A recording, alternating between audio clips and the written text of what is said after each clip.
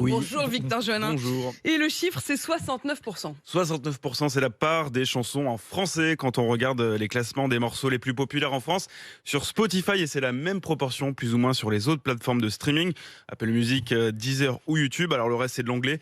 Il y a vraiment très peu de place pour les autres langues, de l'espagnol un tout petit peu, mais c'est tout.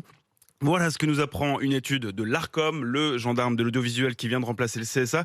Et alors, beaucoup de français dans les chansons les plus populaires. Étonnamment, c'est assez différent sur les radios, même si les radios ont l'obligation légale de passer 40% de musique en français. C'est les fameux quotas. L'étude montre que la langue française y est moins représentée. Elle fait jeu égal avec l'anglais. Donc ça veut dire que la langue française, elle est superstar sur Carrément. toutes les plateformes de streaming, Absolument. d'écoute de musique.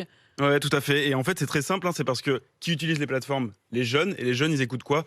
Du rap, et du rap francophone, comme on l'entend. Sur 3 morceaux écoutés en streaming, 2 sont du rap. Et le rap francophone qui écrase tous les genres musicaux sur les plateformes, c'est beaucoup de moins à la radio, où le rap est encore dans l'ombre de la variété française.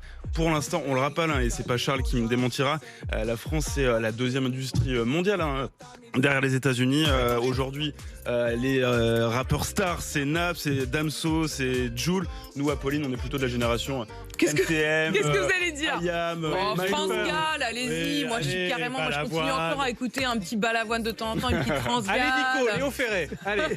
Et alors, moi, je suis plutôt de la génération Neil Young, et puisqu'on parle Ah de oui. Spotify, il vient décider de extraordinaire. se retirer, et ce sera l'objet du portrait du jour qui désormais est à 6h50. Cet art Voilà. du teasing, Nicolas transition. Poincaré.